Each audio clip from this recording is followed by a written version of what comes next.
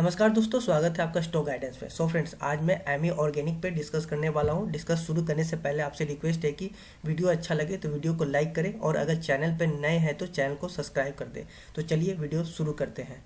Amy organic की share बाजार में मजबूत एंट्री हुई है। कंपनी का शेयर 48% के साथ लिस्ट हुआ। आईपीओ में निवेशकों को अच्छा मुनाफा मिला। अब सवाल उठता है कि अच्छा रिटर्न देने वाले इस शेयर को लंबे समय तक होल्ड करना चाहिए या नहीं। जी बिजनेस के मैनेजिंग एडिटर अनिल सिंघवी जी का कहना है कि शॉर्ट टर्म में निवेशकों को एसएल लगा के रखना चाहिए। अगर लंबी अवधि के निवेशक हैं तो स्टॉक को होल्ड रखें, आगे इसमें और बेहतर रिटर्न मिल सकता है। उनका कहना है कि लंबी अवधि के लिए शेयर बेहतर दिख रहा है। पिछले 5 से 10 साल की बात करें तो कंपनी की ग्रोथ असरदार रही है। कंपनी पर 135 करोड़ का कर्ज है जो आईपीओ से मिलने वाले रकम से खत्म हो जाएगा। वैल्यूएशन भी रिजनेबल है, पर थोड़ा और कम होता तो अच्छा होता। एमी ऑर्गेनिक के शेयर लंबी अवधि के लिए पोर्टफोलियो में बनाए रखा जा सकता है। लॉन्ग टर्म इन्वेस्टर को शेयर होल्ड करना चाहिए। अगर आपने शॉर्ट टर्म या लिस्टिंग गेन के लिए पैसे लगाए हैं तो ऐसे लगा कर चले। एमी ऑर्गेनिक अपने आईपीओ के जरिए जुटाए गए फंड का इस्तेमाल कर्ज चुकाने में करेगी। वही फंड का इस्तेमाल वर्किंग कैपिटल और कॉर्पोरेट जरूरतों के लिए भी किया जाएगा। फ्रेंड्स, अब आइए कंपनी के कुछ इनिशियल चीज़ों को भी देख लेते हैं। तो कंपनी के मार्केट कैप की बात करें तो 4642.08 करोड़ का आपका मार्केट कैप है। और वही एंटरप्राइज वैल्यू 4786 पॉइंट समथिंग का करोड़ का आपका एंटरप्राइज वैल्यू है, जो कि हल्का ही मार्केट कैप से ज़्यादा है, जो कि एक अच्छा रेशियो है। एक अच्छा पॉइंट है कि आपका एंटरप्राइज वैल्यू मार्केट कैप से ज़्यादा है, तो ये एक अच्छी बात है। बट बहुत ज़्यादा नहीं है, हल्का ही ज़्यादा है। पीई की बात करें तो पीई यहाँ पे मुझे दिख रहा है कि काफ़ी ज़्यादा है अपने सेक्टर पीई से भी। सेक्टर पीई इसका 40 है और ये पीई आपका 85 है। अब 80 पीई आपका 85 है तो काफ़ी ज़्यादा महंगा है। बट अब ये देखने वाली बात है, वैल्यूएशन निकालेंगे तो ये देखना होता है कि पीई 85 है तो ठीक, बट कितना ज़्यादा है अब ये भी देखना होता है। तो अब इसके लिए हमें पैग रेशियो को देखेंगे। चलिए वो बाद में मैं देख के बताऊंगा आपको कि आपका पीई जो 85 वो ठीक ठाक है या काफ़ी ज़्यादा है। पीबी की बात करें तो आपका 5.59 है। तो पीबी की बात करते हैं प्राइस ऑन बुक वैल्यू की, तो आपका बुक वैल्यू की बात करते हैं तो बुक वैल्यू से अभी आपका ये 5.5% आपका ज़्यादा यहाँ पर अभी प्राइस जो चल रहा है स्टॉक का, वो आपका 5.5% अभी महंगा है बुक वैल्यू से। तो बहुत ज़्यादा मुझे महंगा दिख रहा है अभी ये प्राइस। अभी जो भी स्टॉक का जो पर शेयर जो भी है अभी मुझे वो काफ़ी अभी वैल्यूएशन शेयर पर शेयर अभी मुझे महंगा दिख रहा है। फेस वैल्यू की बात करें तो 10 है, जो कि आगे आपको स्प्लिट देखने को मिल सकता है। डिविडेंड यील्ड यहाँ पे 0 है। कैश की बात करें तो पहले डेट देख लेते हैं। तो कंपनी पे जो डेट है 136 समथिंग करोड़ का आपका डेट है। और कैश की बात करें तो कंपनी के पास 2 पॉइंट समथिंग का करोड़ का आपका कैश है। मीन्स डेट यहाँ पर ज़्यादा है, कैश कंपनी के पास कम है। पर वैसे कोई परेशानी वाली बात नहीं है। आईपीओ से आए पैसे से कंपनी अपने डेट को इजीली ख़त्म कर लेगी। और वैसे भी कंपनी के ऊपर जो 136 करोड़ का जो समथिंग का जो डेट है वैसे भी बहुत ज़्यादा भी नहीं है जिससे परेशानी हो सकती है। ईपीएस की बात करें तो 14.82 है, 14 रुपये 82 का आपका ईपीएस है पर शेयर आपका अर्निंग प्राइस आपका जो है पर शेयर। तो अब इसे निकालते हैं कि ईपीएस आपका। तो अब ये देखो, अब मैं कह रहा था पी की मुझे काफ़ी महंगा दिख रहा है। तो अब यहाँ से एक चीज़ अब यहाँ से देखा जा सकता है कि आपको पर शेयर जो आपको प्रॉफिट होगा एक साल में, आपको 14 रुपये, समझ लो कि आप 15 रुपये के आसपास आपको प्रॉफिट मिल रहा है।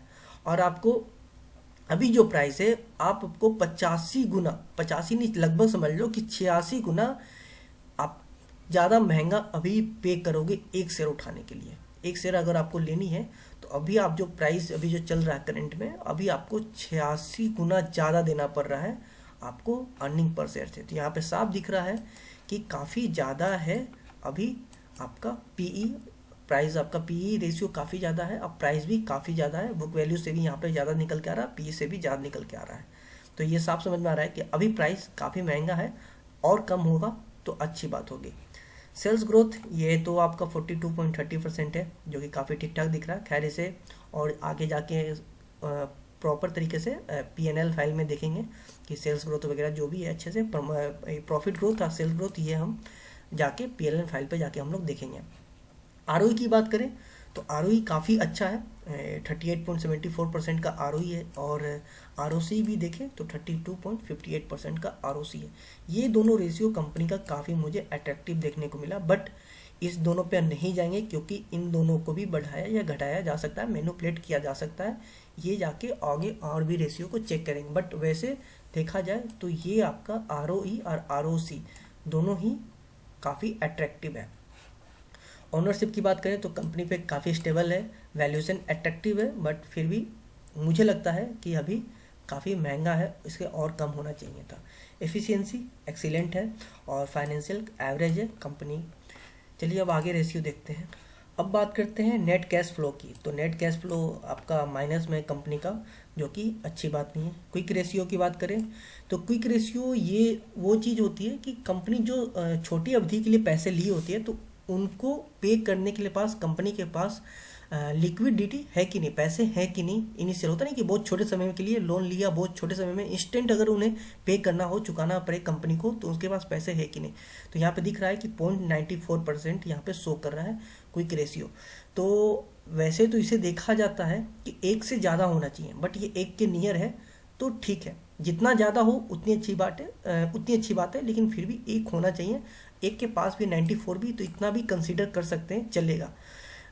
इंटरेस्ट कवरेज की बात करें तो ये होता है लंबी अवधि वाले के लिए, कि लंबी अवधि के लिए जो भी इंटरेस्ट कंपनी ने जो भी कर्ज लिया उस पर जो इंटरेस्ट है वो पे करने के लिए कंपनी कैपेबल है कि नहीं, उतना पैसे उसके पास है कि नहीं, जनरेट कर पा रही है कि नहीं अपने बिजनेस से।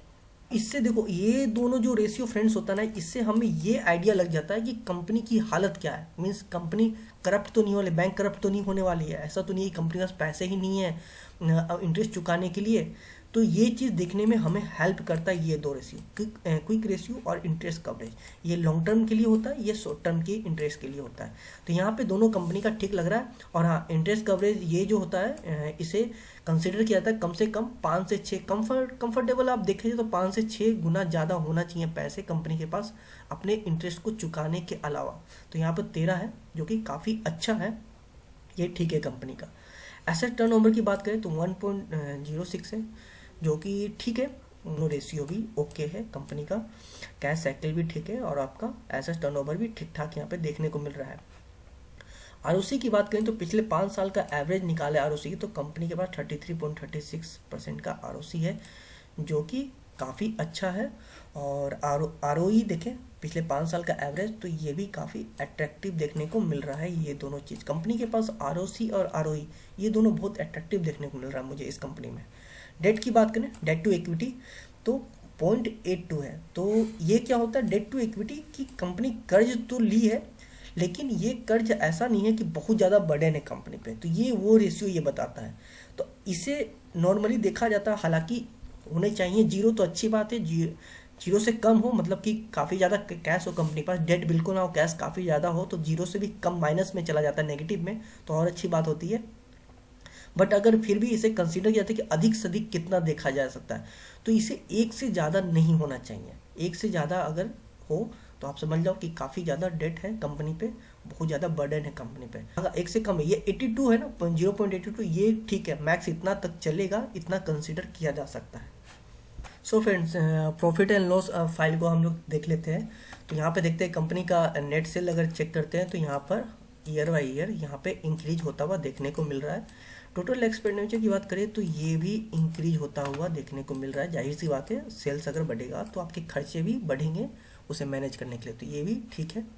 उसके बाद करते हैं ऑपरेटिंग प्रॉफिट की। तो ये बहुत इंपॉर्टेंट चीज़ है देखना प्रॉफिट एंड लॉस फाइल में, स्टेटमेंट में, कि आपको काम का जो आपका जो मेन जो कोर बिजनेस है उससे कितना प्रॉफिट देखने को मिल रहा है, ऑपरेटिंग प्रॉफिट।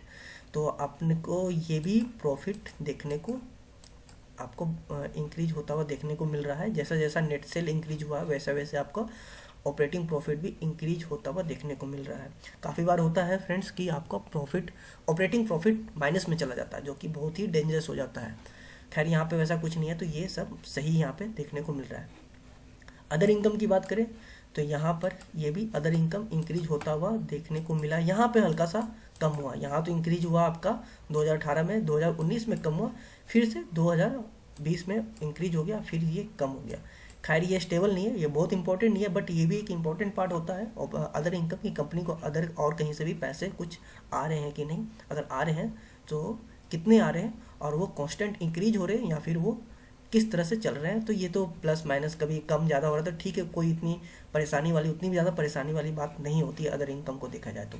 अब इंटरेस्ट देखते हैं तो इंटरेस्ट कंपनी का यहाँ पर इंक्रीज होता हुआ देखने को मिल रहा है। ये थोड़ी परेशानी वाली बात है कि यहाँ पर कंपनी का इंटरेस्ट इंक्रीज होता हुआ देखने को मिल रहा, मीन्स कि जाहिर सी बात है प्रॉफिट एंड लॉस में स्टेटमेंट में वहाँ का कंपनी का कर्ज भी डेट भी इंक्रीज होता हुआ देखने को मिलेगा हमें आगे जाके, तभी यहाँ पे इंटरेस्ट इंक्रीज होता हुआ देखने को मिल रहा है। उसके बाद फाइनली हम लोग देख लेते हैं नेट प्रॉफिट की बात कर लेते हैं कंपनी की। तो यहाँ पर नेट प्रॉफिट कंपनी को इंक्रीज होता हुआ देखने को मिल रहा है जो कि अच्छी बात है, और साथ में ईपीएस भी आपका अर्निंग पर शेयर भी इंक्रीज नहीं, ये आपका देखो अब ये ना यहाँ पे एक दिक्कत हो गई कंपनी की, ये चीज़ देखो ईपीएस पर शेयर जो है अर्निंग पर शेयर, यहाँ पर नेट प्रॉफिट इंक्रीज हो रहा है आप देख रहे हो, बट आपका ईपीएस भी साथ में इंक्रीज होना चाहिए, बट ये ईपीएस इंक्रीज नहीं हो रहा, ये मूव कर ये कभी कम कभी ज़्यादा हुआ। यहाँ पे देखो 123 रहा 2018 में, फिर आपका 2019 में कम हो गया, 2020 में फिर ये हल्का सा इंक्रीज हुआ, फिर ये कम हो गया 2021 में, सॉरी 2020 में इंक्रीज हुआ और 2021 में फिर से ये कम हो गया। तो ये एक सही नहीं है कि अर्निंग पर शेयर मीन्स आप जो पैसे लगा रहे हो आपको एक साल में पर शेयर कितने मिल रहा है, ये ईपीएस वो बताता अर्निंग पर शेयर। तो बैलेंस शीट की बात करें तो सबसे पहले टोटल रिजर्व की बात कर लेते हैं, खैर उससे पहले शेयर कैपिटल की बात कर लेते हैं। तो ये इंक्रीज हो रहा है जो कि ये अच्छी बात नहीं है, ये आपका एक तरह से लायबिलिटीज होता है, ये आपका या तो फिक्स रहे या तो कम होना चाहिए था। टोटल रिजर्व की बात करें तो आप इसे देखें तो ये एक इम्पॉर्टेंट है, ये एक रेशियो जरूरी होता है, ये आपका इंक्रीज होना चाहिए और यहाँ पे इंक्रीज होता हुआ देखने को मिल रहा है जो कि अच्छी बात है। टोटल रिजर्व का मतलब होता है कि कंपनी अपने पास भी प्रॉफिट में से कुछ पैसे रखती है जिससे वो कंपनी अपनी कंपनी के ग्रोथ के लिए यूज करती है पैसे, जहाँ कंपनी को महसूस होता है कि यूज करना चाहिए वहाँ पे वो टोटल रिजर्व में से यूज करती है। प्लस डिविडेंड देना होता है तो डिविडेंड के लिए भी यूज किया जाता है, तो वो होता है टोटल रिजर्व जहाँ पे पैसे रखे जाते हैं, कंपनी रखती है अपने पास। तो ये एक अच्छा है कि ये इंक्रीज होता हुआ देखने को मिल रहा है। अब बात कर देते हैं आपकी डेट की, बात करते हैं कर्ज की। तो देखिए अब चूंकि वहाँ पे इंटरेस्ट इंक्रीज होता हुआ देखने को मिला था प्रॉफिट एंड लॉस फाइल में, तो यहाँ पर आप देख सकते हो कि यहाँ पे भी आपका कर्ज इंक्रीज होता हुआ देखने को मिल रहा है। अब कर्ज इंक्रीज हुआ, लेकिन अब देखने वाली बात होती है कि उसमें से नॉन करेंट लायबिलिटीज कितनी है, मीन्स लंबी अवधि वाली कर्ज कितनी है, और करंट लायबिलिटीज शॉर्ट टर्म, ये लॉन्ग टर्म, ये लंबी अवधि वाली, ये छोटी अवधि की कर्ज है। तो जो लंबी अवधि वाली होती है ये आपको ज़्यादा नहीं होना चाहिए क्योंकि इस पर कंपनी को इंटरेस्ट ज़्यादा पे करना पड़ता है। तो अगर इससे देखिए तो ये इंक्रीज होता हुआ देखने को मिला, यहाँ से अचानक काफ़ी इंक्रीज हुआ, फिर यहाँ पे काफ़ी इंक्रीज हुआ और यहाँ पे काफ़ी इंक्रीज हुआ, जो कि ये एक अच्छी बात नहीं है। या तो ये कम रहे, मीन्स कम रहे, कम होता रहे, या फिर फिक्स रहे, बहुत ज़्यादा चेंज नहीं आना चाहिए। करेंट लायबिलिटीज़ की बात करें, छोटी अवधि की कर्ज की बात करें, तो यहाँ पर अगर बहुत ज़्यादा चेंज आता है तो उतना नहीं परेशानी वाली बात है। फिलहाल तो होना ही नहीं चाहिए कर्ज, ऐसा नहीं हो, कर्ज तो हमेशा ना ही हो तो अच्छा बात है, लेकिन यहाँ पर अगर चेंज आता है बहुत ज़्यादा थोड़ा बहुत तो यहाँ पे अवॉइड किया जा सकता है, बट यहाँ पर भी इंक्रीज होता हुआ देखने को मिल रहा है। तो टोटल अगर लायबिलिटी टोटल कर्ज की बात करें कंपनी की, तो यहाँ पर अच्छा खासा कर्ज है कंपनी के ऊपर, ठीक ठाक है। वैसे तो बहुत ज़्यादा कर्ज नहीं है बट फिर भी कर्ज है यहाँ पर कंपनी के पास में। तो अब चलिए अब एसेट्स, अब आप एसेट्स भी देख लेते हैं। खैर एसेट्स को मैं टोटल एसेट्स को तो मैं अवॉइड करता हूँ, बट फिर भी एसेट्स को देख लेते हैं, एक नज़र डाल लेते हैं, और मैं टोटल एसेट्स को ही डायरेक्ट देखता हूँ। तो टोटल एसेट्स यहाँ पे इंक्रीज होता हुआ देखने को मिल रहा है जो कि ठीक है, अच्छी बात है, कोई यहाँ पे दिक्कत वाली बात नहीं है, एसेट्स इंक्रीज होता हुआ देखने को मिल रहा है। अब आइए कैश फ्लो की बात करते हैं।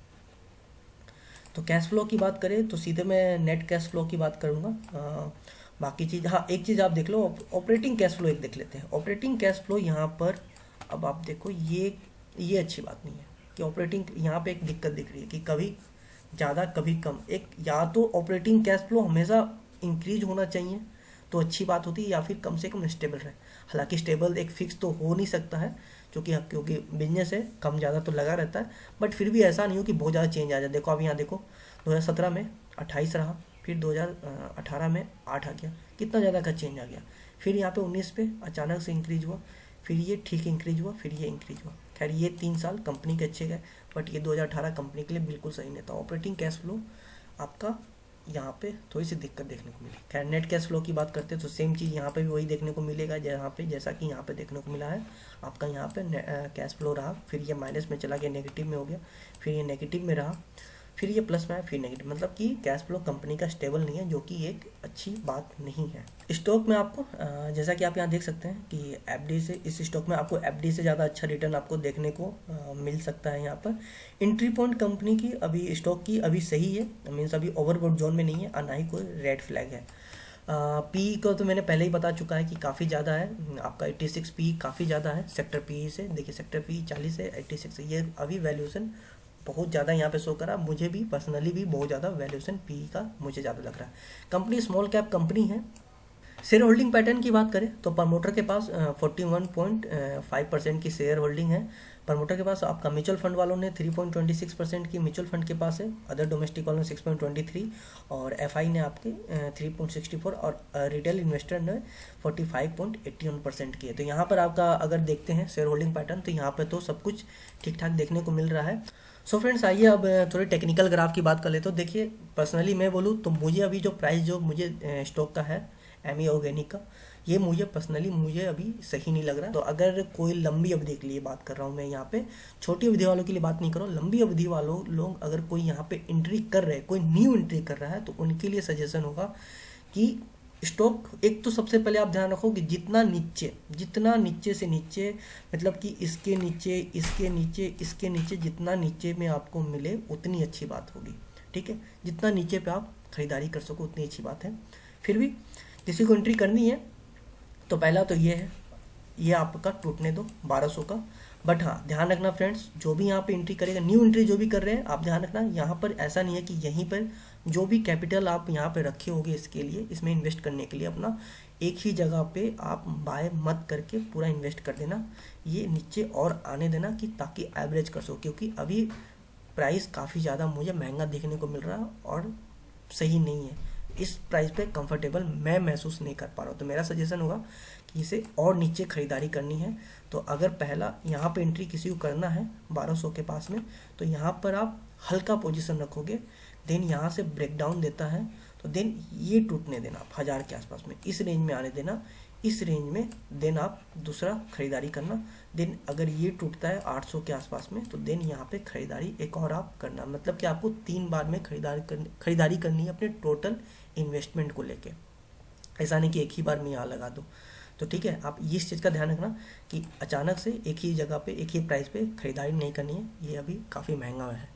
और अगर कोई शॉर्ट टर्म के लिए, छोटी अवधि के लिए अगर कोई एंट्री करना चाहता है इस स्टॉक में तो उनके लिए मेरा सजेशन होगा कि आप इस रेंज में आने दो छोटी अवधि वालों के लिए। यहाँ तक मुझे उम्मीद है कि यहाँ से ये रिट्रेट करेगा, देन आपका जो टारगेट होगा आप रखना इस 1500 के आसपास में, यहाँ पे प्रॉफिट करके निकल जाना आप 1400 से लेके 1500 इस रेंज में। तो जो छोटी अवधि वाले लोग हैं वो होल्ड करें, कोशिश करें यहाँ तक करने के लिए। हो सकता है स्टॉक यहाँ से भी रिट्रेट कर दे, हो सकता है। तो अगर आपको लगता है कि यहाँ एंट्री कर लेना चाहिए तो अब छोटी अवधि वाले यहाँ पे एंट्री करेंगे तो आप ध्यान रखना यहाँ पे पोजीशन हल्का रखना कि नीचे और आ सके, ये ब्रेकडाउन मिले तो नीचे में भी फिर से बाय कर सको, यहाँ कहीं पर भी बाय करके एवरेज कर सको, इसलिए आप यहाँ पे पोजीशन हल्का रखना। और इसका जो टाइम पीरियड होगा, जो मुझे लगता है कि अगले 5 से 6 महीने तक में ये आपको ये कुछ मूव देखने को मिलेगा। लेकिन फ्रेंड्स छोटी अवधि वालों के लिए मैं एक चीज़ और क्लियर कर दूँ, अगर ये सपोर्ट ये 900 का अगर ये ब्रेकडाउन दे देता है तो देन आप जान लो कि इसके यहाँ तक, मतलब कि कहीं नीचे से 600 से 700 से कहीं से रिट्रेट करता है तो बहुत ज़्यादा नहीं, मुझे लगता है 1200 तक ही हार्डली ये उठ पाएगा, इस रेंज में ही आ पाएगा। अगर यहाँ कहीं से ये रिट्रेट करता है तो फिर आप ये भूल जाओ टारगेट, ये टारगेट अचीव करना इसके लिए बहुत मुश्किल हो जाएगा, ऐसा मुझे लगता है। सो फ्रेंड्स एक चीज़ मैं और क्लियर कर दूं, सबसे पहली बात कि इस वीडियो के आधार पे कुछ भी आप खरीदारी या बिकवाली बिल्कुल नहीं करेंगे, ये सिर्फ और सिर्फ एजुकेशन पर्पस के लिए, आपके हेल्प के लिए, आपके गाइडेंस के लिए है। तो इस वीडियो के आधार पे कुछ भी आप बाय या सेल नहीं करिएगा, ये सिर्फ और सिर्फ मेरा पर्सनल ओपिनियन है। तो इस स्टॉक को जो भी मैंने उसका फंडामेंटल और टेक्निकल जो भी रिव्यू किया तो इस स्टॉक में मुझे यही समझ में आया कि देखिए लंबी अवधि के लिए स्टॉक तो सही है, छोटी अवधि की बात नहीं कर रहा हूँ मैं सिर्फ और सिर्फ अभी लंबी अवधि के लिए ओपिनियन अपना दे रहा हूँ। तो लंबी अवधि के लिए ये स्टॉक मुझे सही दिख रहा है, इसके साथ जाया जा सकता है, इसके साथ लंबी अवधि के लिए बना जा सकता है, अपने पोर्टफोलियो में रख सकते हैं आप। बट फिलहाल अभी चूंकि डेट है, बहुत ज़्यादा डेट नहीं है, ये भी मैं मानता हूँ कि बहुत ज़्यादा वैसा डेट नहीं है कंपनी के ऊपर, फिर भी डेट है। तो एक तो आप इसे थोड़ा हल्का रखें, ठीक है। और सबसे मेन चीज़ मैं इसलिए कह रहा हूँ इसे, अभी पोजीशन अभी आप अपना पोजीशन को हल्का इसलिए रखिए क्योंकि वैल्यूएशन मुझे पर्सनली बस उतना ठीक नहीं लग रहा, इसका वैल्यूएशन और कम होना चाहिए, प्राइस थोड़ी और हल्का होना चाहिए और नीचे आना चाहिए। देन यहाँ पर आप देन आप यहाँ पर अपना पोजीशन स्ट्रॉन्ग कर सकते हो। डेट को अवॉइड करते हैं, कोई उतनी बड़ी दिक्कत वाली बात नहीं है। हाँ, अगर डेट बाद में ये जीरो हो जाएगी कंपनी की, बाद में अगर जो आईपीओ से आएंगे, अगला जो रिजल्ट आएगा, जो स्टेटमेंट आएगा, अगर उसमें वो डेट आपका जीरो शो करता है तो देन अपना पोजीशन आप स्ट्रॉन्ग और बनाया जा सकता है और बना सकते हो लंबी अवधि के लिए। फिलहाल के लिए आप अपने पोजीशन को हल्की रखो, वो इसलिए क्योंकि अभी मुझे प्राइस काफ़ी महंगा दिख रहा है, नीचे गिरे तो और एवरेज कर सको, इसलिए मैं कह रहा हूँ कि अपना पोजीशन को आप अभी हल्का रखना। सो फ्रेंड्स, उम्मीद है ये मेरी छोटी सी कोशिश और ये मेरी छोटी सी जानकारी आपके कुछ काम आएगी। वीडियो अच्छा लगे तो वीडियो को लाइक कर दें और अगर चैनल पर नए हैं तो चैनल को सब्सक्राइब कर दें।